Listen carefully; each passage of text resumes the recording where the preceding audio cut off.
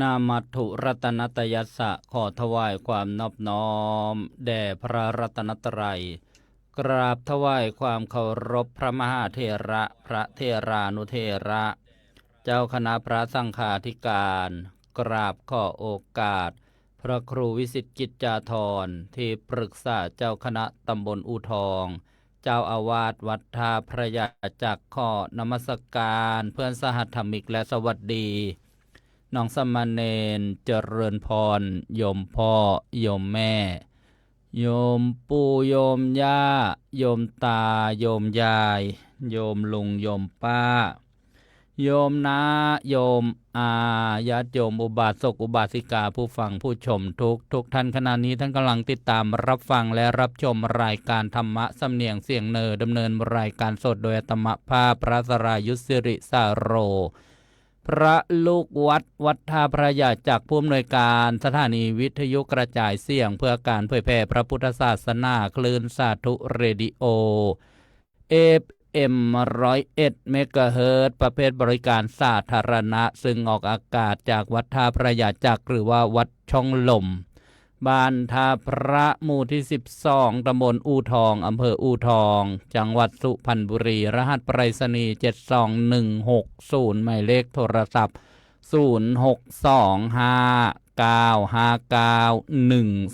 0625959123พร้อมกันนั้นยังได้เชื่อมโยงสัญญาณไปยังสถานีวิทยุกระจายเสียงเครือข่ายเผยแผ่พระพุทธศาสนา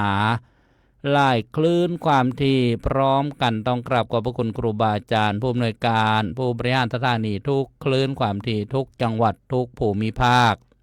ที่เมตตาเอื้อเฟื้อเชื่อมโยงสัญญาณรายการธรรมะสำเนียงเสียงเนอมาออกอากาศ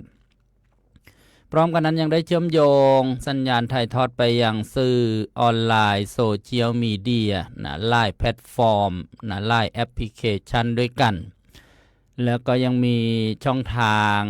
แพลตฟอร์มแอปพลิเคชันสมัยนี้เรียกกันว่าบ้านสีต่างๆบ้านแดงบ้านฟ้า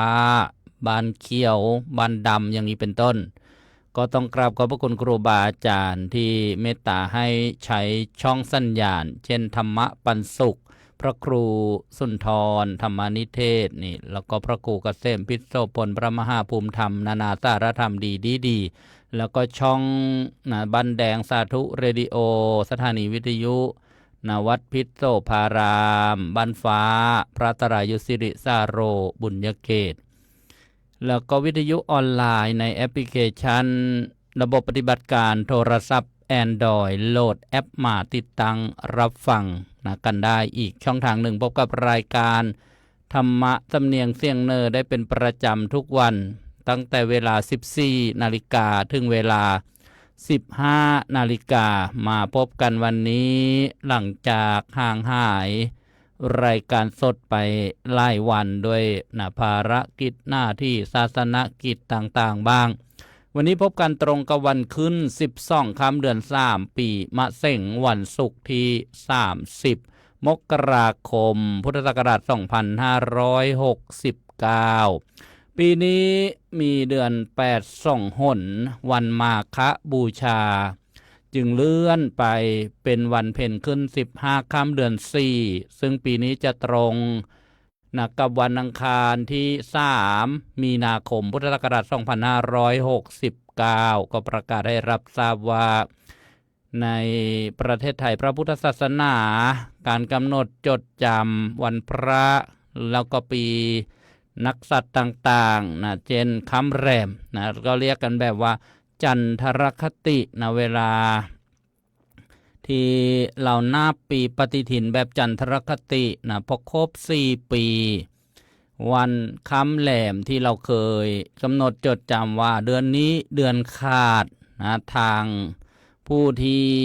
ออกแบบปฏิทินจันทรคติหรือผู้รู้บัณฑิตก็จะเติมเดือนเข้าไปอีก1เดือนถ้าไม่งั้นแล้วเดือนก็จะหดลงมานี่เรียกว่าเป็นเหตุผลว่าทำไมต้องมีเดือน8 2 ครั้งด้วยเดือน8 2 หน4 ปีต้องเพิ่มเรียกว่าซ้อนเพิ่มเดือนเข้ามา1เดือนแล้วเพื่อให้คงระยะ ระยะเดือนนะเท่ากันอย่างนี้เป็นต้นนี่คือคำถามญาติโยมบางท่านถามมาว่าทำไมต้องเป็นเดือน8 2 ครั้งด้วยล่ะนี่ก็ได้อธิบายให้ฟังทักทายทางสถานีวิทยุกระจายเสียงทุกคลื่นความถี่เป็นยังไงกันบ้างได้ยินเสียงนี้ชัดเจนหรือเปล่าแล้วก็ทางสื่อออนไลน์โซเชียลมีเดียสามารถเห็นข้อความเข้ามานมัสการสดได้ก็ขอทักทายสักพอประมาณถ้าทักทายเยอะก็จะกินเวลาไปเนิ่นนาน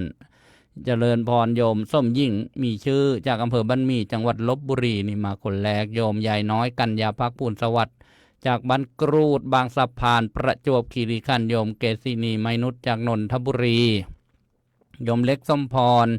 อินอำนวยในทีมงานลูกน้อยห้อยสั่งช่วยเหลืองานวัดงานวางานพระศาสนาอยู่อู่ทองโยมสาครชูราอุบลราชธานีโยมวริศนันวัดโยมแม่จงรักโสพลจากอำเภอนาด้วงจังหวัดเลยซึ่งฟังทางวิทยุแล้วก็เข้ามานมัสการทางโซเชียลมีเดียบอกว่าแชร์แล้วโยมนิ่งใช้ชื่อน้องปันโยมวัยเด่นชัยประดิษฐ์ตลาดอู่ทองโยมแม่บุญศรีทวิลาจากอำเภอเมืองเลยจังหวัดเลยโยมเฉลียงเสื้อคำอู่ทองโยมพินทิพย์เด่นชัยประดิษฐ์ตลาดอู่ทองโยมเฉลวยชมสี่อู่ทองโยมวัยเด่นชัยประดิษฐ์มาไล่ช่องทางโยมสุชาดาโกรธจากเยอรมนีดีเจดิโดซ่อนเพชรดำบันวัดพิโซพารามมึงจบรายการไปเมื่อชั่วโมงที่ผ่านมาอนุโมทนาสาธุโยมแม่สำลีเล่าเมืองกลางจากอุบลราชธานีโยมไส้พินช่วยเมืองจากทางพัทลุงโยมแม่นิยมแผ่ใจส่งลุงปิ้นอาพรวังสะพุงจังหวัดเลยเอาละก็พอประมาณในการทักทายเดี๋ยวจะมาทักทายอีกรอบหนึ่งเดี๋ยวขออภัยโยมนวลซี่เบโลนี่ยามเช้าจากประเทศอังกฤษก็ต้องทักทายเจริญพรต้อนรับเข้าสู่รายการธรรมะสำเนียงเสียงเนอห่างหายไปไล่คาบของรายการก็มีความจำเป็นโยมพอป่วยก็ไปเยี่ยมรอพระที่วัดกลางอำเภอบางปะมาสุพรรณบุรีก็ไปร่วมงานบุญหลังจากนั้นก็มีเทศนางานชาปนกิจศพ2 วันติดวันนี้ก็มีโอกาสเข้ามาได้ดำเนินรายการเป็นปกติฟังกันในเรื่องของการบำเพ็ญบารมีก่อนที่จะสำเร็จเป็นองค์พระสัมมาสัมพุทธเจ้า10 พระชาติใหญ่ๆเรียกว่าพระเจ้า10 ชาติได้ขออภัยได้บรรยายมาถึงพระชาติที่4พระเนมิราชชาดกบำเพ็ญอธิษฐานบารมีเรื่องย่อย้อนลอยถ้อยลั่งซ้ำอีกสักนิดหนึ่งพระเนมิราชเนี่ยก็คืออดีตขององค์สมเด็จพระสัมมาสัมพุทธเจ้าของเรานี่แหละท่านมีประเพณีประจำตระกูลว่าถ้าเห็นเส้นผมบนศีรษะพระเศียรเนี่ยเปลี่ยนสีก็ต้องออกบวชแล้วก็ประพฤติปฏิบัติต่อกันมาจนมาถึงประชาติหนึ่งมามีชื่อพระราชาพระนามว่าพระเนมิราชท่านก็บำเพ็ญวัดข้อปฏิบัติอย่างนี้มีการให้ทานมีการรักษาศีลแล้วก็เกิดข้อสงสัยว่าการให้ทานกับการประพฤติพรหมจรรย์อย่างไหนเนี่ยมีอานิสงส์มากกว่ากันร้อนถึงพระอินทร์พระอินทร์ให้เทพมาตลีเทพบุตรจึงนำรถเรื่องเป็นรถทิพย์รถเทวดาเนี่ยเรียกว่าเป็นเทพสารถีมาตลีมารับให้ขึ้นไปบนเทวโลกสวรรค์แต่ระหว่างนั้นพระองค์อยากจะไปชมนรกก็ไปชมนรกผ่านไปแล้วก็มาชมเทวโลกสวรรค์เมื่อครั้งที่แล้วได้บรรยายมาถึงตอนที่แบ่งเป็นตอนว่าตอนที่8ญาติโยมตอนที่8นี่ก็พระเจ้าเนมิราชเนี่ยเสด็จมาทอดพระเนตรเทวโลกสวรรค์และเห็นวิมานอันงามเรืองรองของเราท่านผู้มีบุญท่านผู้มีบุญเช่นเทพธิดาเทพอัปสรชื่อว่าวรุณีเนี่ยมี ปราสาท5ยอดนะที่สำเร็จด้วยแก้วมณีสุกสว่างสดใสนะกว้างใหญ่12โยชน์อันนี้บรรยายซ้ำไปเมื่อตอนที่8นะวันนี้ตอนที่9นะก็เท้าความนิดหนึ่งว่าโอ้มาถึงตอนนี้แล้วนะที่บรรยายต่อเนื่องกันมานะก็จะได้จับสาระนะจับใจความได้ว่าพระเนมิราชชาดกนี้มีเริ่มเรื่องมาอย่างไรนะท่ามกลางเป็นอย่างไรนะแล้วก็ที่สุดนะจะจบลงอย่างไรนะของการบำเพ็ญบารมีนะกว่าจะเป็นพระสัมมาสัมพุทธเจ้า10ชาตินี่เรียกว่าชาติใหญ่ๆแล้วนะแต่ว่าชาติเล็กๆนะเกิดเป็นสิ่งสาราสัตว์เป็นปุถุชนคนธรรมดานั้นก็อีกเยอะนะบางท่านก็เคยได้ยินได้ฟังว่าพระเจ้า500ชาติก็คือพระสัมมาสัมพุทธเจ้าของเรานี่แหละนะ500ชาตินะก็พอประมาณ500นะที่เราได้เคยฟังกันเอากลับมาฟังว่าตอนนี้พระเนมิราชนะได้ชมเทวโลกสวรรค์และได้เห็นเป็นที่แรกเลยนะมีปราสาทนะเรียกว่าเราก็ต้องนึกจินตนาการไปปราสาทยอดแหลมงดงามอลังการอาราอารามนะมีต้นกัลลปพฤกษ์แล้วพระเจ้าเนมิราชก็สงสัยใครรู้ว่าโอ้เทพธิดานี่มีอานุภาพมากเนี่ยนะงดงามไปหมดทุกสิ่งทุกอย่างเห็นแล้วก็ปลื้มอกปลื้มใจนะสบายอกสบายใจสบายตาเห็นสิ่งสวยงามนะก็เลยถามมาตาลีเทพสารถีว่าเข้าทำอะไรมานะถึงได้บุญอย่างนั้นเนี่ยก็สรุปความว่านางเทพธิดาวรุณีเนี่ยสมัยเป็นมนุษย์เนี่ยก็เกิดเป็นคนธรรมดาแล้วเป็นทาซี่อีกต่างหากคือทาซี่นี่ไม่ใช่ช้างทาซี่นะทาซี่บ้านทาซี่รั้วไม่ใช่อย่างนั้นนะญาติโยม เกิดเป็นทาซี่นะคือเป็นคนรับใช้นะของบ้านเศรษฐีนะท่านก็มีการเลี้ยงพระต้อนรับพระนะแต่ว่าเนี่ยในครอบครัวของพราหมณ์เนี่ยนะมีเงินทองมากมายแต่นะไม่ได้โอกาสได้ทำบุญสุนทรทานแต่ก็ใจก็นะอยากจะทำบุญนะไหมเช่นนะพราหมณ์นี่บอกว่าสั่งให้จัดภัตตาหารแด่พระสงฆ์8 ส่วน 8 รูปทุกวันแล้วก็ให้ภรรยาเนี่ยเป็นคนจัดเตรียมภรรยาก็บอกไม่กล้าหรอกนะปฏิเสธก็เรียกว่าปฏิเสธนะโดยมีความคิดเห็นว่าโอ้ภิกษุทั้งหลายนี่เป็นนักเลงไม่อาจที่จะทำการใส่บาตรทำบุญได้ให้ลูกก็ไม่ทำนะถามนางทาสีนะพราหมณ์ที่เป็นนายบ้านเนี่ยนะถามว่านางทาสีเจ้ากล้าไหมนะที่จะใส่บาตรทำบุญเนี่ยนะถวายภัตตาหารของเคี้ยวของฉันแก่พระหรือว่าสมณะนางทาสีนี้บอกทำได้เจ้าค่ะนางก็มีใจเลื่อมใสนะได้ทำบุญได้ต้อนรับพระที่มารับบิณฑบาตและที่สำคัญก็คือมีศีลด้วยนะต้องรักษาศีลด้วยแล้วก็มีจาคะคือการบริจาคทานนางทำด้วยจิตเลื่อมใสด้วยใจเบิกบานเนี่ยนะพอเวลาเสียชีวิตจากมนุษย์นั่นแหละก็เลยมาได้เกิดเป็นเทพธิดานะเรียกว่าเกิดบนสวรรค์นั่นเองต่อจากนั้นอันนี้ก็ผ่านไปหนึ่งวิมานนะ1เหตุการณ์ที่พระเจ้าเนมิราชได้ทอดพระเนตรเห็นมาตาลีเทพสารถีก็ขับรถไปต่อนะครับเนี่ยได้เรียกว่าท่องเที่ยวอยู่บนเทวโลกสวรรค์ก็เห็นวิมานนะครับซึ่งเป็นทองเป็นซี่ทองนะญาติโยมคงจะคิดโอ้ถ้าสมัยนี้ก็บาทละ80,000นะวิมานของเทวดาเนี่ยจะเอามาใช้ในโลกมนุษย์ได้หรือเปล่านะก็ไม่ได้เหมือนกันนะเพราะเป็นของเฉพาะตน เป็นของเฉพาะตนของบุญที่เข้าได้ทำมานะเราไปเห็นอย่างนั้นนะจะไปเอามาไม่ได้นะได้แต่เห็นได้แต่ชื่นชมนะว่าเทวดาเนี่ยมีวิมานทอง7ลั่งด้วยกันนะแล้วก็มีเจ้าของวิมานเป็นเทพบุตรเป็นเทวดาผู้ชายชื่อว่าอะไรโสนทินนะโสนทินนะเนี่ยนะก็เป็นเจ้าของวิมานเรียกว่าเป็นเทพบุตรก็คือเทวดาผู้ชายพระเจ้าเนมิราชทอดพระเนตรเห็น วิมานเหล่านั้นเนี่ยเราก็เห็นสิริสมบัติสมบัติที่งดงามของโสนทินเทพบุตรก็ตัดถามนะเกี่ยวกับกรรมนี่คือการกระทำนั่นเองญาติโยมพอฟังถึงคำว่ากรรมเนี่ยนะส่วนมากก็จะคิดไปว่านะเป็นสิ่งที่ไม่ดีที่เคยทำมาแต่ถ้าในสิ่งที่ถูกต้องก็คือเป็นคำกลางๆนะกรรมเนี่ยแปลว่าการกระทำไม่ใช่กรรมที่ตรงข้ามกับแบนะญาติโยมไม่ใช่ว่ากรรมผักกรรมยา1 กรรม2 กรรมนะไม่ใช่ว่านะกรรมนะที่เป็นเกี่ยวกับกฎหมายผิดกี่กรรมนะกรรมละกี่กระทงก็ว่ากันไปนะเรียงกระทงลงโทษแต่ละกรรมแต่ละวาระ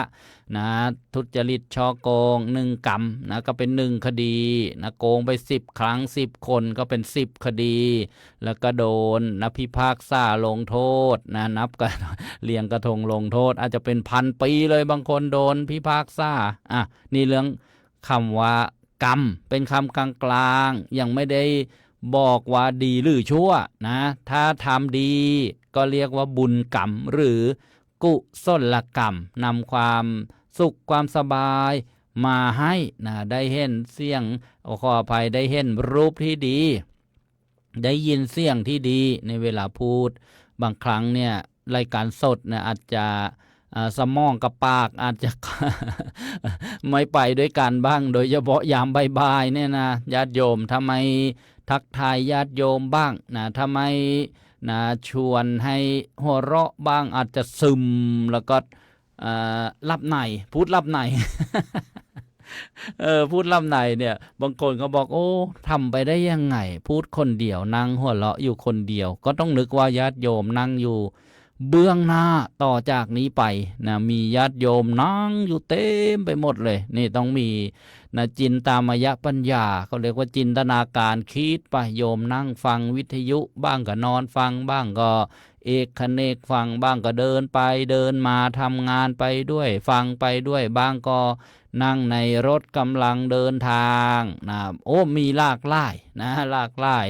ภูมิภาคภูมิประเทศแตกต่างกันไปแต่ก็คิดว่าก็เหมือนได้นั่งคุยกับญาติโยมนะได้บอกได้เล่านะได้นำสาระความรู้นะก็ทำให้คลายความง่วงแต่บางทีถ้า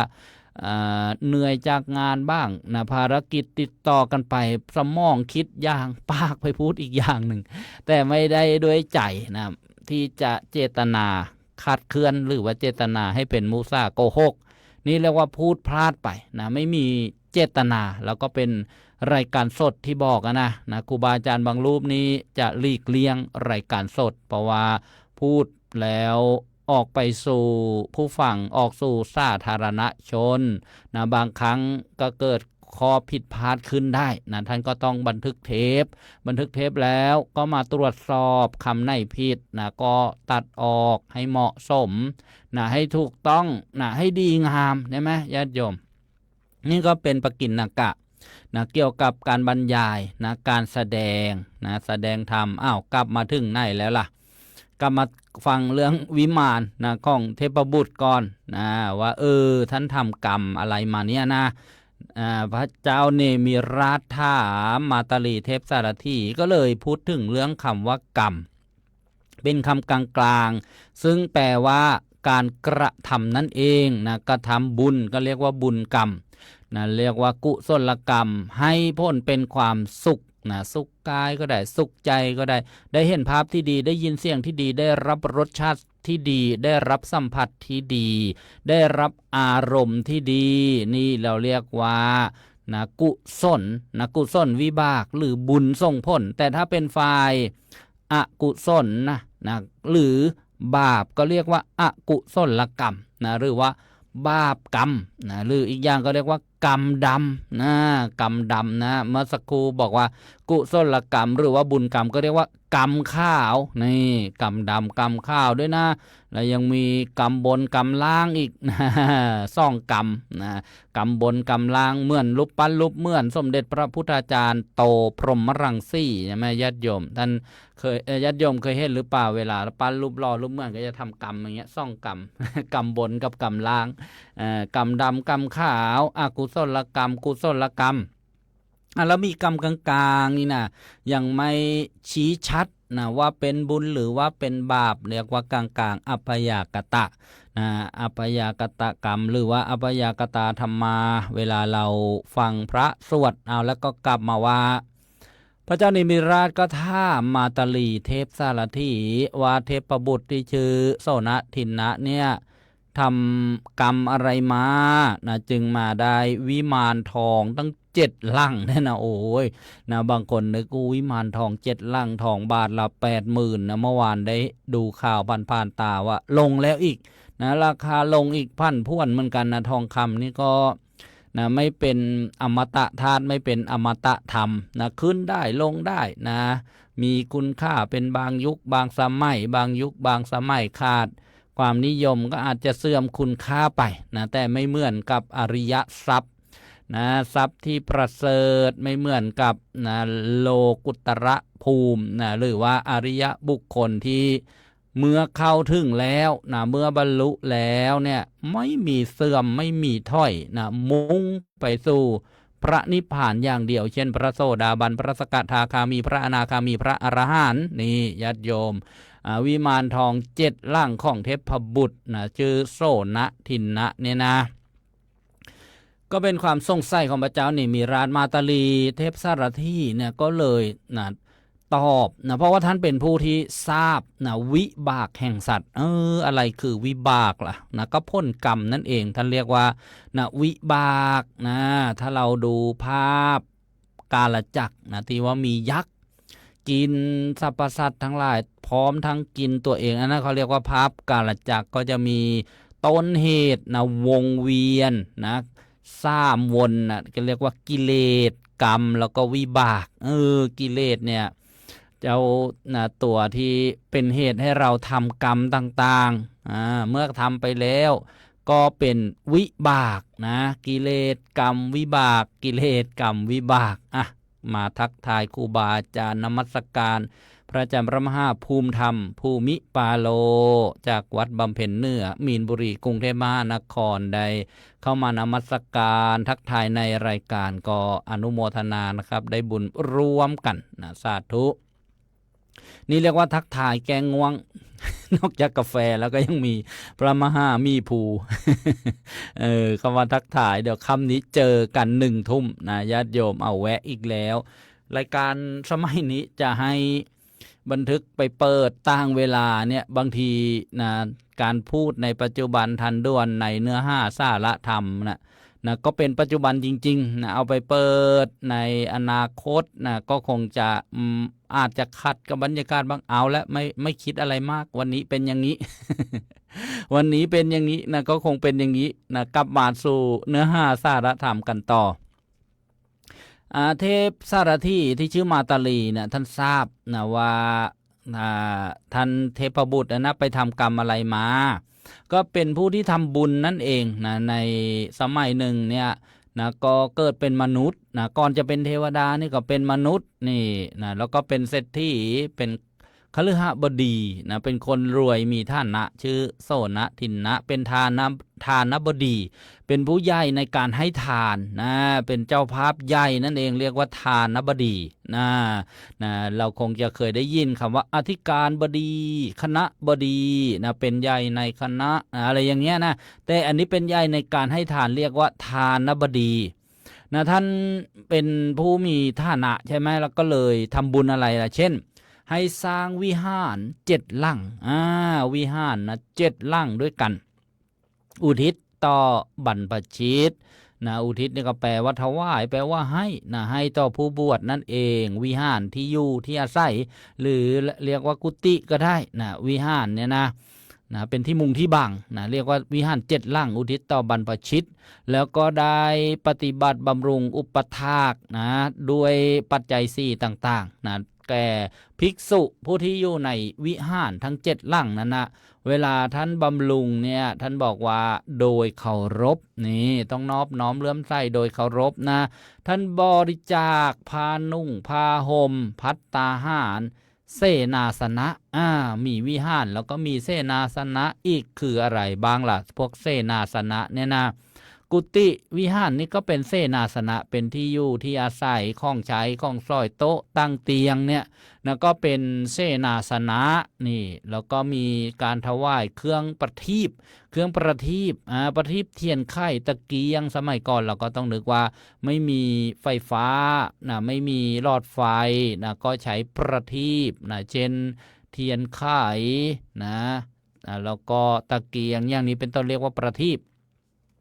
ท่านได้ถวายนะในท่านที่ผู้ซื้อตรงนะก็คือพระผู้ปฏิบัติดีปฏิบัติชอบด้วยจิตเลื่อมใสนะท่านไม่ได้ทำเฉพาะนะบริจาคทานถวายทานอย่างเดียวท่านรักษาอุโบสถศีลด้วยประกอบไปด้วยอะไรบ้างล่ะท่านบอกว่าประกอบไปด้วยองค์8นะก็คือนะเว้นจากการฆ่าสัตว์เว้นจากการลักทรัพย์นะหรือว่าถือเอาสิ่งของที่เจ้าของเขาไม่ได้ให้นะเว้นจากการประพฤติผิดพรหมจรรย์นะศีล8เนี่ยนะในข้อที่3ต่างจากศีล5นะถ้าศีล5เนี่ยในเรื่องกาเมเนี่ยนะในคู่ครองของตัวเองสามารถร่วมหลับนอนได้แต่เมื่อเป็นอุโบสถศีลประกอบไปด้วยองค์8แล้วเนี่ยก็ต้องเว้นเว้นแม้แต่คู่ครองของตัวเองท่านเลยบอกว่าถือพรหมจรรย์นะเว้นจากการประพฤตินะที่นะไม่เป็นพรหมจรรย์อภรรมจริยานะเวรมณีนี่ข้อแตกต่างนะแล้วก็ข้อที่4นะเว้นจากการพูดโกหกนะหรือมุสาเว้นจากการพูดส่อเสียดเว้นจากการพูดคำหยาบเว้นจากการพูดเพ้อเจ้อนะข้อที่4เนี่ยมีทั้ง4อย่างนะแต่รวมเป็น1ข้อแล้วก็ข้อที่5ล่ะนะเว้นจากการดื่มสุราเครื่องดองของมึนเมาที่กินดูสูดเสพเข้าไปแล้วทำให้เสียสัมปรดีหรือสติสัมปชัญญะอันเป็นที่ตั้งแห่งความประมาทข้อที่6หลังเที่ยงวันไปแล้วเว้นจากการบริโภคอาหารนะของครบฉันมีข้าวปลานะแล้วก็อนุญาตแต่น้ำปานะน้ำดื่มนี่น้ำอัฐบาลเนี่ยข้อที่6นะข้อที่7เว้นจากการขับร้องประโคมนะด้วยนะเครื่องดนตรีนะการดูการละเล่นที่เป็นค่าศึกต่อกุศลเว้นจากการทัดทรงนะประดับไปด้วยเครื่องย้อมเครื่องถาดอกไม้นะเครื่องประดับเครื่องตกแต่งนี่ข้อที่7ข้อที่8อุจจาสยนะมหาสยนานะเวรมณีเว้นจากการนั่งการนอนในที่นั่งที่นอนอันสูงใหญ่ข้างในยัดด้วยนุ่นและสำลีเว้นไว้แต่หมอนนี่นะเรียกว่าองค์8แล้วก็อุโบสถศีลนี้เป็นศีลพวงไม่ถึงอะไรโยมก็ต้องนึกถึงภาพพวงมะลิพวงมาลัยนะขาดข้อใดข้อหนึ่งถือว่าขาดหมดนะต่างจากศีล5นะที่เราสมาทานรักษาวิสุงบอกว่าจะรักษาเป็นข้อไปนะขาด1ข้อเหลือ4ข้อนะขาด2ข้อเหลือ3ข้อขาด3ข้อเหลือ2ข้อขาด4ข้อเหลือ1ข้อขาด5ข้อไม่เหลืออะไรเลย แต่ถ้าศีลพวงเนี่ยนะ8นะข้อว่าง่ายๆนะองค์8เนี่ยขาดข้อใดข้อหนึ่งขาดหมดนะต้องทำยังไงแล้วทีนี้นะก็สมาทานใหม่ตั้งใจนะที่จะรักษานะขึ้นมาใหม่นี่นะนอกจากท่านนะโสนทินนะเนี่ยให้ทานนะด้วยวัตถุทานแล้วก็ต้องรักษาศีลด้วยรักษาอุโบสถศีลด้วยนะอุโบสถศีลนี้ก็จะมีเฉพาะในวันพระวันธรรมสวนะวันนะขึ้น14ค่ำหรือว่าแรม14ค่ำขึ้น15ค่ำแรม15ค่ำแล้วก็8ค่ำแห่งปักนี่นะแล้วก็มีอุโบสถนี้ก็มีแบบปาฏิหาริยะนะอุโบสถอีกแล้วท่านก็สำรวมนะในศีลรักษาศีลนะเป็นผู้ที่จำแนกแจกทานนะเมื่อได้แตกกายทำลายขันธ์จากมนุษย์แล้วก็ได้มาบันเทิงอยู่ในวิมานบนเทวโลกสวรรค์นี่นะญาติโยมอันนี้ก็เป็นบุพกรรมดีของโสนทินนะเทพบุตรที่ได้วิมาน7ลังนะเป็นวิมานทองด้วยเพราะฉะนั้นเนี่ยญาติโยมอย่าคิดว่าที่พระท่าน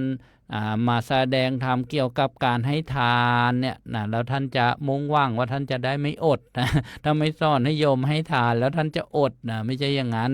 มีตัวอย่างแบบนี้เรียกว่าตัวอย่างบุคคลนะของการทำการบริจาคทานด้วยจิตเลื่อมใสด้วยใจศรัทธานะต้องประกอบไปด้วยปัญญานะเห็นโทษเห็นภัยในวัฏสงสารคนเรานี้เกิดมาไม่ค่อยมีกินไม่ค่อยมีใช้นะก็เพราะว่าทำทานมาน้อยนะเมื่อรู้อย่างนั้นแล้วตอนที่เรายังมีชีวิตอยู่เนี่ยโดยเฉพาะปัจจุบันเนี่ยนะมีนาบุญนะผู้ที่รักษาศีลนะผู้ที่ได้เป็นผู้ควรแก่การรับนะหรือควรแก่การถวายทานอานิสงส์นี่โอ้โหสุดจะนับสุดจะประมาณถ้าเป็นน้ำในมหาสมุทรเนี่ยเราจะไปตักว่ากี่ลิตรช่างตวงวัดไม่ได้นะญาติโยมมากมายสุดจะขนาดนับเอาแล้วก็ได้บรรยายวันนี้ในตอนที่9ในเรื่องของพระเนมิราชชาดกซึ่งเป็นลำดับที่4ใน10พระชาติของพระเจ้า10ชาตินะก็พอสมควรว่าพระเนมิราชเนี่ยได้มาชมเทวโลกสวรรค์นะได้เห็นวิมานนะของ2นะเทพพยดานะก็มีของเทพธิดา1วิมานละแล้วก็ของเทพบุตรเนี่ยอีก1นะ1ท่าน1องค์ด้วยกันนะ7ร่างด้วยกันเนี่ยโอ้โหเนี่ยนะก็เรานึกภาพไว้นะฟังเรื่องสวรรค์นะก็โอ้ยนะงดงามสบายใจนะฟังเรื่องนรกแล้วก็ร้อนทุกข์ทรมานเราจะได้เกิดหิริโอตตัปปะนะละอายชั่วกลัวบาปซึ่งหิริโอตตัปปะเนี่ยเป็นธรรมของเทวดานะเรียกว่าเทวธรรมนะหิริโอตตัปปะสัมปันนาสุขธรรมะสมาหิตาสันโตสัพปุริสาโลเกเทวธรรมาติวุจรินะเป็นคุณธรรมของเทวดานะก็นะพอสมควรกับเนื้อหาครั้งต่อไปก็จะได้มาฟังกันว่าพระเจ้าเนมิราชนะจะไปชมนะเทวดานะเทวโลกสวรรค์หรือว่าทิพยสมบัติทิพยวิมาน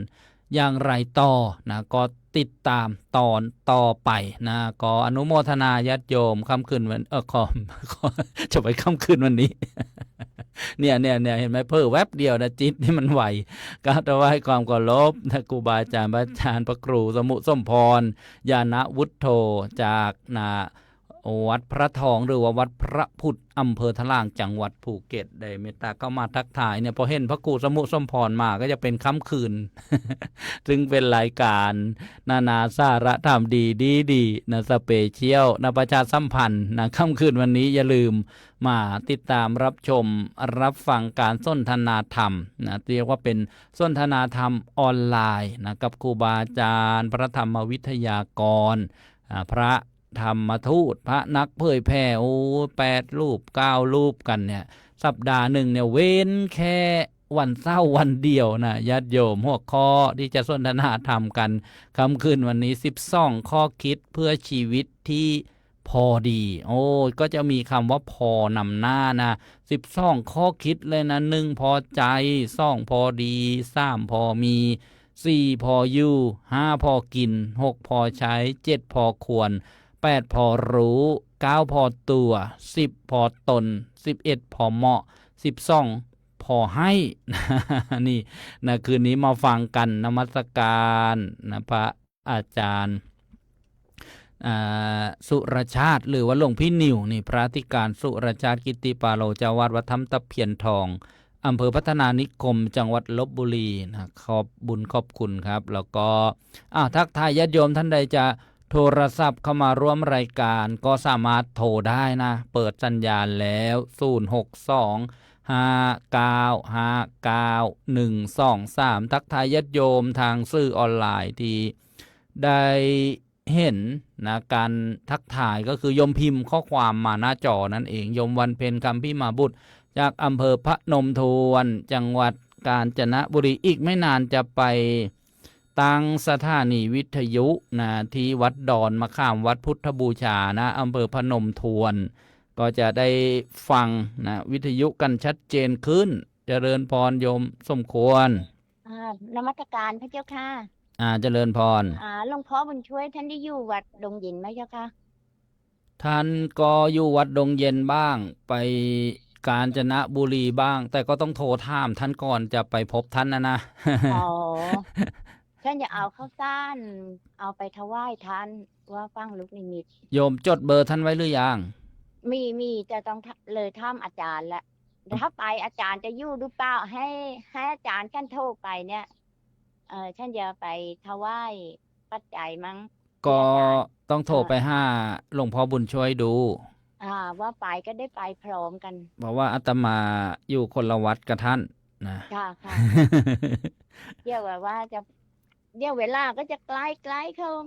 อีกค่ะโทรได้โยมโทรได้ถ้าท่านไม่ติดภาระอะไรท่านไม่ติดธุระอะไรท่านก็รับนะค่ะค่ะอ่าก็จะได้ทราบว่าท่านอยู่ที่ไหนอะไรยังไงเพราะว่าท่าน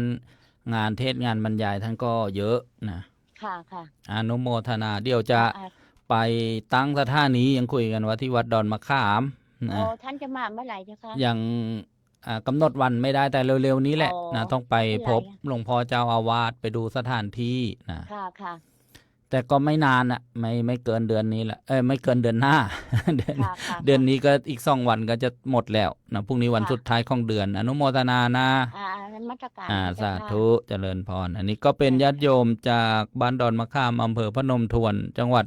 กาญจนบุรีโทรมาพอดีเลยว่าบางครั้งสัญญาณไปไม่ถึงมันไกลก็จะขยายสถานีไปขออนุญาตแล้วเมื่อวานกสทชส่งหนังสือราชการมานะให้วัดท่าพระยาจักรกับนมัสการหลวงพ่อเจ้าอาวาสพระครูวิสิตกิจจาธรได้ทราบนะว่าได้อนุญาตให้วัดท่าพระยาจักรเนี่ยใช้คลื่นความที่ FM ที่ข้อไปนะ4 สถานีของใหม่นะของเดิมก็วัดท่าพระยาจักร1 สถานีก็เป็น5 สถานีนะที่จะเกิดขึ้นใหม่นะที่ไหนบ้างล่ะที่จังหวัดอุทัยธานีก็ที่วัดภูจวงอำเภอบ้านไร่นะจังหวัดอุทัยธานีเนี่ยจะตั้งสถานีเครือข่ายเพิ่มที่อำเภอด่านช้างจังหวัดสุพรรณบุรีที่วัดชนประชาเทพนิมิตรอำเภอด่านช้างใกล้กับเขื่อนกระเสียวแล้วก็ที่อำเภอส่องพี่น้องจังหวัดสุพรรณบุรีที่วัดเกาะแก้วน่าจะไปตั้งสถานีที่จังหวัดกาญจนบุรีวัดพุทธบูชาวัดดอนมะข่ามอำเภอพระนมทวนจังหวัดกาญจนบุรีแล้วก็อนุโมทนาคลื่นส่งเสริมพระพุทธศาสนาสมาคมส่งเสริมพระพุทธศาสนาอำเภอเมืองจังหวัดสุพรรณบุรีโดยโยมหม่อวิวัฒน์จารุเพียรเลิศยานามกรูดตาหม่อวิวัฒน์ได้ให้เชื่อมโยงสัญญาณช่วยกันเผยแผ่พระพุทธศาสนาที่อำเภอเมืองสุพรรณบุรีอีก1 คลื่นด้วยกันก็เป็นอะไรที่ดีขึ้นมาเป็นนิมิตใหม่ที่ดีก็ได้ช่วยกันเมื่อวานก็จัดหาเครื่องส่งเข้าประจำสถานีต่างๆรวมของส่งเสริมพระพุทธศาสนาที่สุพรรณบุรีด้วย9 เครื่องด้วยกันญาติโยมเมื่อวานใช้ปัจจัย298,000 บาทแล้วโยมก็ถามว่าไปได้มายังไงบอกยืมโยมมาก่อนมีโยมใจบุญในทุนใจดีให้ยืมก่อนส่วนทำบุญโยมก็จะทำบุญแล้วก็จะได้บอกกล่าวญาติโยมเพราะว่าต้องรีบต้องรีบทำให้เสร็จภายในวันพรุ่งนี้แล้วหมายถึงว่าจัดหาเครื่องส่งให้กรรมการช่วยกันจัดซื้อเพราะว่าสถานีวิทยุกระจายเสียงก็มีแบบเลิกกิจการเขาก็ต้องโอนเครื่องออกโอนเครื่องส่งออกเราก็ได้โอกาสนี้แหละถ้าเราพลาดในโอกาสนี้ล่ะโอ้ยไปจัดเอาของมือหนึ่งโยมอย่างถูกก็ร่วม100,000 บาทต่อ1 เครื่อง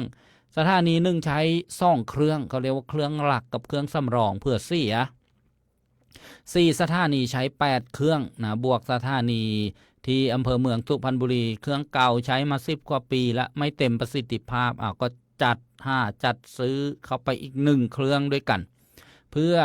คุณภาพในการส่งกระจายเสียงให้ไปถึงผู้รับได้ชัดเจ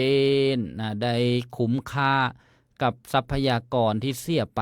เช่นค่าไฟอันนี้ก็มาเล่าสู่ฟังต่อไปจะทำอะไรต่อล่ะก็ต้องไปปักเสาไปสร้างห้องควบคุมเอาเครื่องไปติดตั้งโยมจะช่วยอะไรได้บ้างล่ะก็ช่วยกันเมื่อมีโอกาสที่สะดวก รวมกันบริจาค รวมกันบริจาคในโอกาสที่เหมาะสมต่อไปนะก็จะได้มาประชาสัมพันธ์ต่อไปเจริญพรโยมปราณีตค่ะกราบนมัสการพระอาจารย์ค่ะหนูขอถามนิดนึงในนิรยาบาลนี่เขาทำบุญหรือทำบาปอะค่ะทำไมเขาต้องไปเจอในสิ่งที่ไม่ดีด้วยอะค่ะเขาทำทั้งบุญเขาทำทั้งบาป แต่เวลาที่บอกว่าไปทำงานในนรกเขาไม่ได้ร้อนเหมือนสัตว์นรกนะ อ้าวเหรอ เขาไม่ต้องทรมานเหมือนสัตว์นรก ในความรู้สึกหนูว่าเขาไปเห็นในสิ่งที่ไม่ดีอะไรอย่างเงี้ยค่ะอ๋อมันก็เป็นสิ่งที่เขาทำไม่ดีมาด้วยส่วนหนึ่งนะแสดงว่าเขาทำบาปครึ่งหนึ่งบุญครึ่งหนึ่งก็ประมาณนั้นนะใช่อ๋อค่ะ โมทนาสาธุวันนี้ฟังคลื่นไหนชัดเจนไหมโยมวันนี้ตอนนี้ฟังว่าสัมชุกแต่ตอนกลางคืนก็ได้ฟังยานมกุฎแล้วแต่ก็ไม่ค่อยชัดเท่าไหร่ก็ต้องเปรียบสัญญาณกันวันนิดนึงอนุโมทนาได้เดี๋ยวฟังมา2-3 วันแล้วเดี๋ยวจะปรับปรุงใหม่ก็คงจะชัดเจนกว่าเก่านะที่สุพรรณบุรีส่งเสริมพระพุทธศาสนาสนับสนุนโดยยานมกรูตมวิวัฒน์นะใช่ค่ะได้ฟังตอนกลางคืนแล้วค่ะกราบขอบพระคุณพระอาจารย์ค่ะอนุโมทนาเจริญพรสาธุนี่ก็เป็นผู้ฟังนะครับที่บกพร่องทางสายตาจากจังหวัดสิงห์บุรีนะซึ่งคลื่นสถานีวิทยุนะก็ส่งไปถึงนะเป็นบางส่วนแต่อาจจะไม่ชัดเจนมากท่านใดจะโทรศัพท์เข้ามาก็โทรมาได้062-5959123โยมปลาเกษินีหน้าจอบอกว่าภาพเสียงชัดเจนอนุโมทนาทักทายบางท่านเขามาใหม่ยังไม่ได้อ่านรายชื่อรายนามโยมกนกวันอินทานจากน้องขายอนุโมทนาโยมนีรัชวันรักผ้าสุขร้านพรชัยอิเล็กทรอนิกส์อนุโมทนาสาธุตลาดอูทองนี่เองใจบุญสุนทรทานโยมพยาวังกุมอูทองโยมนวลศรีแบโลจากประเทศอังกฤษยามเช้าบอกว่าดีใจมากๆที่เข้ามาจัดรายการวันนี้โยมชมทุกวันเลยให้ไปรวม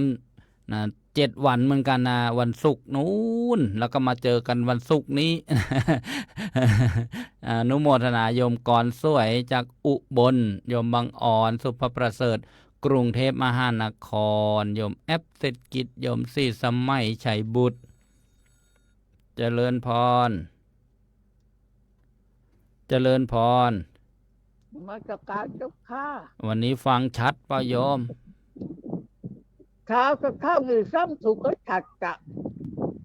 กับข้าวหนึ่งกับข้าวหนึ่งไม่ฉัดกะซ้ำถูกก็ฉัดอยู่แสดงว่าอยู่ใกล้ซ้ำฉุกกว่าก็ห่างกันเยอะเหมือนกันนะห่างกว่า100 โลก็30 โลกันมั้งก็กลางวันก็ฉัดอยู่กลางคืนกลางไม่ได้ว่าซ้ำถูกอะต้องก็ยับอีกกับข้างอีกเรื่องถึงกับฉัดดี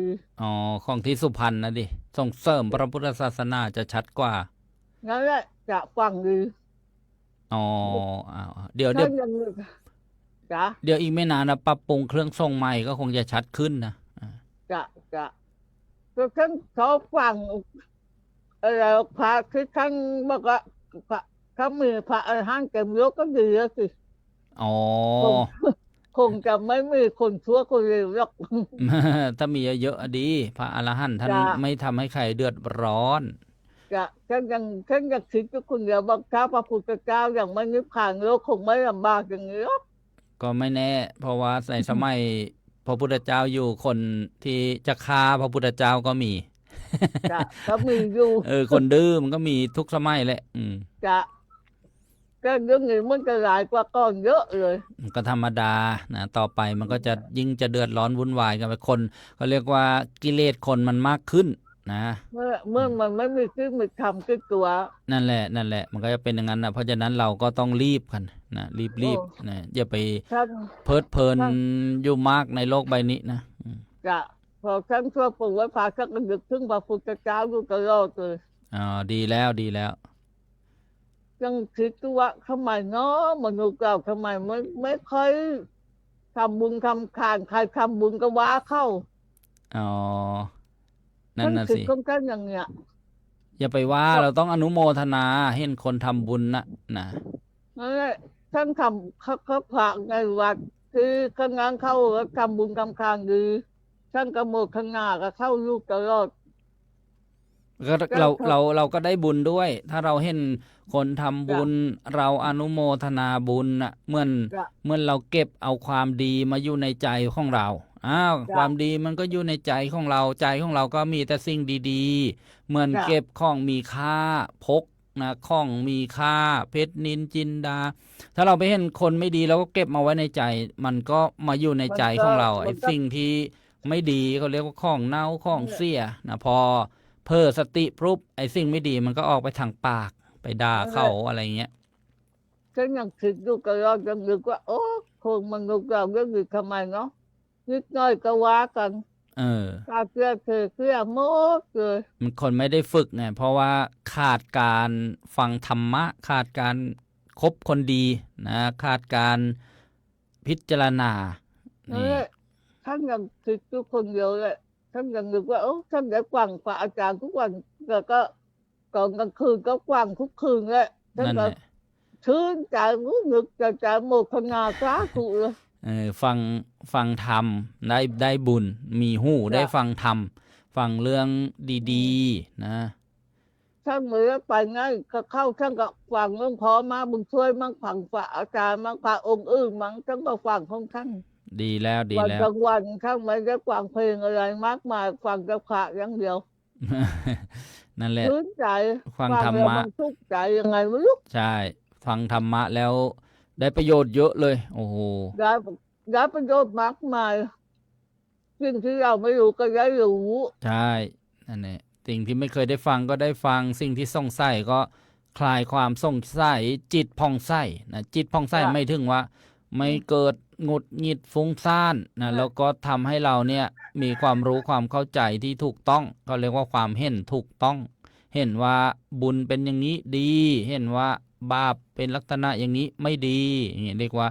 เห็นถูกต้องนะ ก็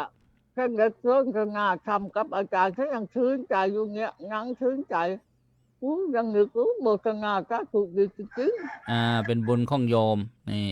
ๆจะสอนจะทำให้รู้อะไรบางอย่างเยอะแยะซึ่งที่ไม่รู้ก็จะรู้ ใช่แต่บางทีถ้าเราไม่หันมาฟังก็ไม่รู้นะว่าอะไรบุญอะไรบาปคนเราเกิดมาทำไมตายแล้วไปไหน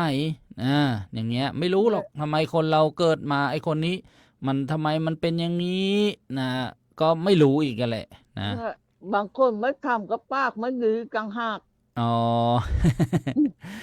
ใคร พอไม่ฟังก็ปากมันดีว่าคุณโน้นมั่งว่าคุณนี้มั่งว่าปากช่วงองค์เลยว่าอะไรก็ไม่รู้ นั่นแหละแล้วเราเห็นอย่างนั้นเราก็บอกถ้าเป็นเราจะไม่ทำอย่างนั้นหรอกนะเขาเรียกว่า นั่นแหละเริ่มทำบาปก็เริ่มสร้างนรกให้ตัวเองนะทำบาปไป1 ครั้งก็เหมือนขุดหลุ่มนรกให้ลึกไป1 เมตรอะไรประมาณนี้นะ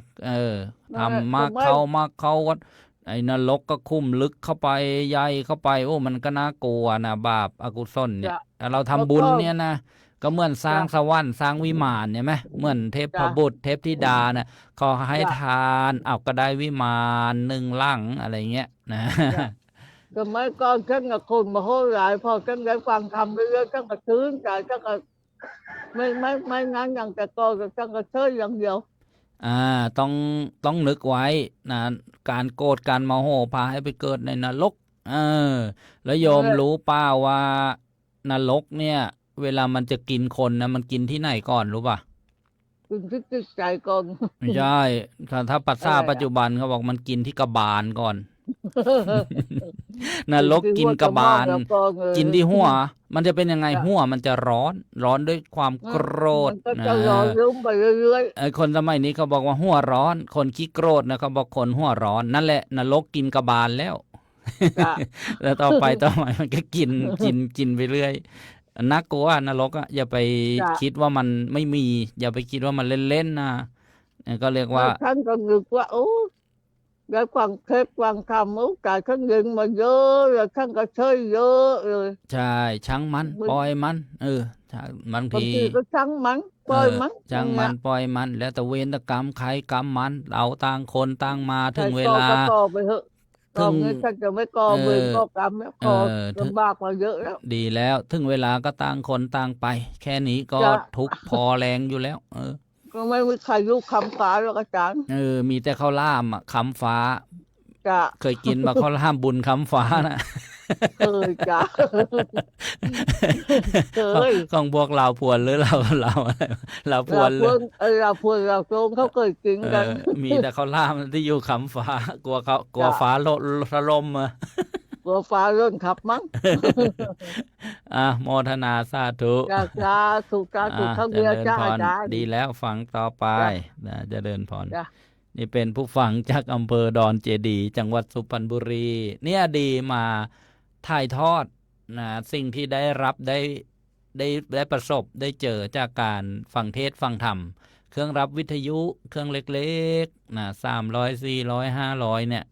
หาซื้อมานะติดไว้ก่อนหลับก่อนนอนให้ได้ยินได้ฟังสักนิดหนึ่งอะไรเนี้ยเจริญพรโยมบุญเรือน ก็ทำนมัสการพระอาจารย์เจ้าค่ะ อนุโมทนา ประโยมก็ไปบุญ5เลยพอดีคุณสมยิงก็แชร์มาให้มาออกช่องนี้ อ๋อ สาธุ โยมแม่ชีนิดก็ไม่สบายนะติดเชื้อต้องไปฉีดยาเอาบุญให้นะ สาธุขอแผ่บุญกุศลไปคุ้มครองแม่ชีด้วยค่ะ สาธุ บุญกุศลใดที่ทำมาขอให้คุ้มครองแม่ชีด้วยขอให้ปลอดภัยค่ะ สาธุโยมวันนี้ฟังคลื่นของวัดไหนอยู่ตรงนั้น ทางจากทางสายด้วยแล้วก็ วัดทางสายเสียงดีไหม เสียงดีค่ะ เสียงดีดังโล่งเลยไหม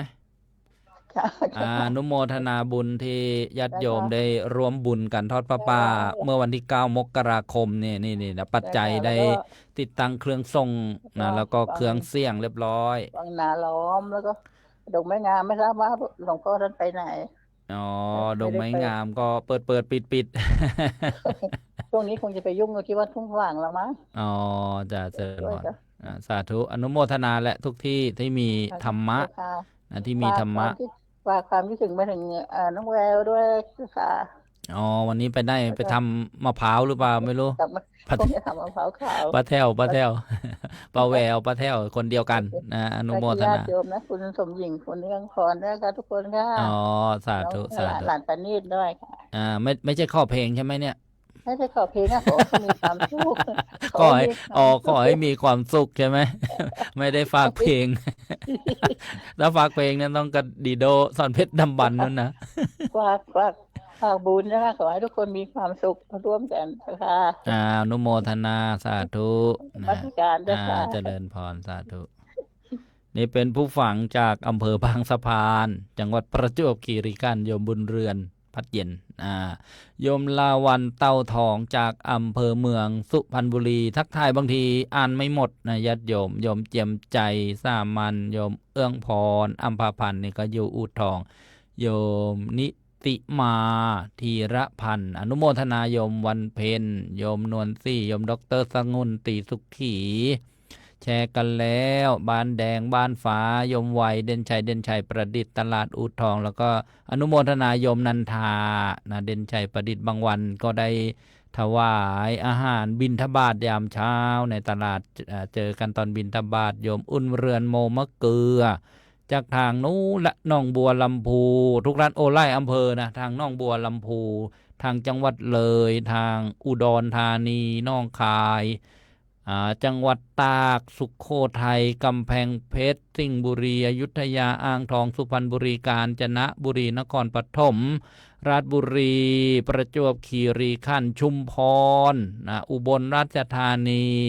แล้วก็อำนาจเจริญสปปลาวไปทั่วโลกเลยว่าอย่างนั้นเถอะนะญาติโยมนวลซี่แบโลอนุโมทนาเจริญพรโยมคมชานมาลาจากนครนายกนะทุกท่านเลยโยมแม่เกซ่อนอินตานี่โยมมันดาของพระครูสมุสมพรนะจากสุรินทร์โยมน้อยเทเลอร์อนุโมทนาโยมลูกจันทร์สี่นอก จากบางสะพานน้อยประจวบคีรีขันธ์โยมที่ใช้ชื่อปาร์ตี้โฟนบอกว่าช่องของวัดทางซ้ายนี้เสียงชัดเจนมากเอาอนุโมทนาฟังจากบันแดงวิทยุกระจายเสียงวัดทางซ้ายเนี่ยมีคุณภาพดีประสิทธิภาพสูงแล้วก็เนื้อหาสาระเนี่ย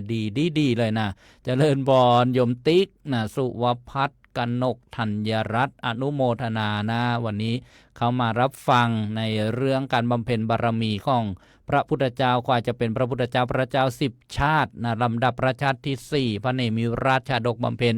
อธิษฐานบารมีนะก็คือตั้งจิตตั้งใจนะว่าผมงอกนะเพื่อว่าผมเปลี่ยนสีออกบวชแล้วก็เกิดสงสัยว่าการให้ทานกับการประพฤติพรหมจรรย์นั้นมีอานิสงส์มากกว่ากันพระอินทร์ก็เลยให้มาตรีเทพบุตรสารถีนำราชรถมารับไปท่องเที่ยวในเทวโลกสวรรค์ก่อนจะไปเทววันเนี่ยท่านก็ไปชมนรกก่อนนะก็ได้บรรยายนะมาถึงตอนที่9วันนี้ส้มสมัยได้เวลาก็คงจะต้องนะสมมุติยุติลงคงไว้แต่เพียงเท่านี้ข้ออนุโมทนาบุญญาติโยมนะท่านเจ้าภาพผู้ให้การสนับสนุนการเผยแผ่ทุกท่านเลยนะมารวมกันมุ่นกงล้อธรรมจักรนี่มุ่นกงล้อธรรมจักรให้ธรรมะเนี่ยขจรกระจายไปสู่เราเวนยสัตว์การช่วยกันเข็นกงล้อธรรมจักรเข็นคนเดียวไม่ไหวนะปารภกับครูบาอาจารย์วันก่อนว่าถ้าให้เข็นคนเดียวนะดีไม่ดีจะล้มทับเอาเข็นก็ไม่ไป ท่านมาช่วยกันเข็นนะพุทธบริษัท4นะภิกษุนะภิกษุณีปัจจุบันไม่มีก็เป็นนะอุบาสิกาแม่ชีก็ว่าไปแล้วก็อุบาสกอุบาสิกามาช่วยกันคนละเล็กคนละน้อยนะช่วยด้วยปัจจัยสนับสนุนช่วยปัจจัยไม่ได้ก็ช่วยด้วยแรงช่วยด้วยแรงไม่ได้ก็ช่วยกันออกความคิดความเห็นอนุโมทนานะในคุณงามความดีต่างๆเอาและอนุโมทนาท่านเจ้าภาพผู้ให้การสนับสนุนนะทุกท่านไม่ได้รายชื่อรายนามก็ไม่เป็นไรแล้วก็ทันทีสดับรับฟังนะทุกคลื่นความที่กับขอบบุญขอบคุณครูบาอาจารย์ผู้อำนวยการนะทุกคลื่นความที่มาในโอกาสนี้แล้วก็ช่องทางสื่อออนไลน์โซเชียลมีเดียอนุโมทนาญาติโยมผู้รับฟังนะแล้วก็รับชมรวมกันแสดงความคิดเห็นพบกันในคืนนี้1 ทุ่มประเทศไทยเที่ยงวันที่อังกฤษบ่าย1 โมงที่ยุโรปเช้าตรู่สหรัฐอเมริกาแคลิฟอร์เนีย4 นาฬิกาแล้วก็ที่นิวยอร์ก7 นาฬิกากับรายการนานาสาระธรรมดีสเปเชียลนะ12 ข้อคิดนะ12 ข้อคิดเพื่อชีวิตที่พอดีนะมีครูบาอาจารย์มาร่วมกันสนทนาเรียกว่าเป็น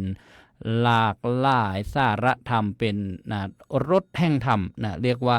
ธรรมรสนะมีท่านผู้ฟังโทรมาท้ายรายการเจริญพรกราบนมัสการค่ะสาธุฉันไปบ้านมาอาทิตย์นึงเจริญพรกลับมาก็ไม่เจออาจารย์นะไม่ออกรายการสดที่บอกไปตอนรายการว่ามีภารกิจหลายอย่าง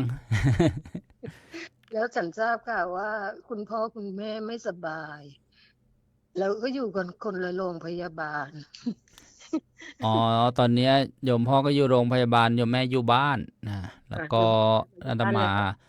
ก็ที่ว่าไม่ได้เข้ารายการก็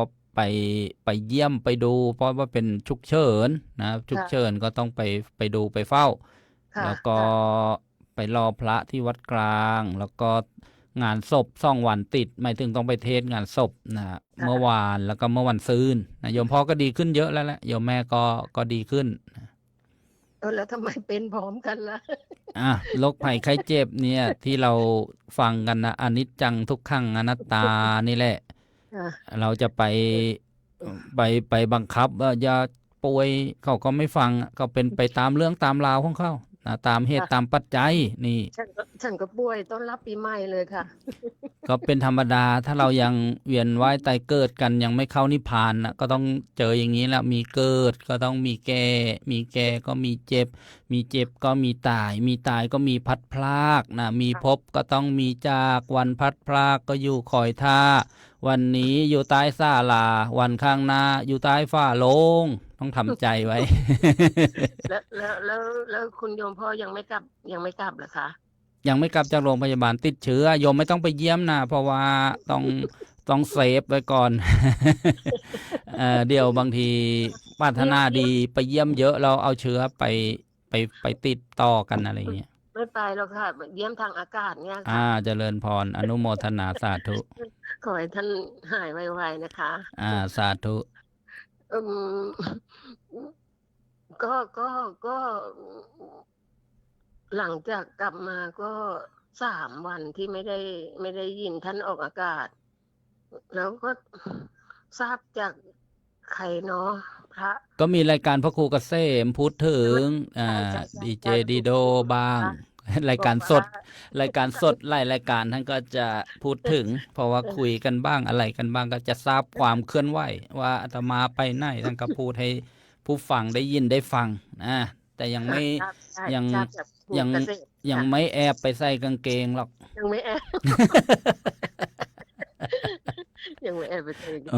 อ พอดีที่ท่านไปอะไรนะ ไปพุทธมณฑลเหรอ พุทธมณฑลอีสานใช่ไหมคะ ไปพระธาตุนาดูนใช่ใช่เมื่อวันที่17-18ที่ผ่านมา จ้ะฉันก็อยากไปค่ะ แต่ว่าหมอนัดวันที่19 อ๋อ ก็เลยพลาดโอกาส ปีหน้าเขาลงกำหนดแล้วปีหน้านะนี่ ฉันยังไม่รู้อ่ะ 23-24ปีหน้าญาติโยมก็กำหนดจดจำคร่าวๆไว้ก่อนก็แล้วกัน 24 เดือนอะไรอ่ะ กุมมกรา มกรา เพราะว่าอากาศดี ค่ะ จะได้เตรียม อนุโมทนาสาธุ จ้ะเยี่ยมโยมพ่อโยมแม่ทางอากาศนี่แหละค่ะ อนุโมทนาในความปรารถนาดีนะสาธุสาธุ ค่ะค่ะนมัสการ มีความสุขความเจริญพรสาธุก็เป็น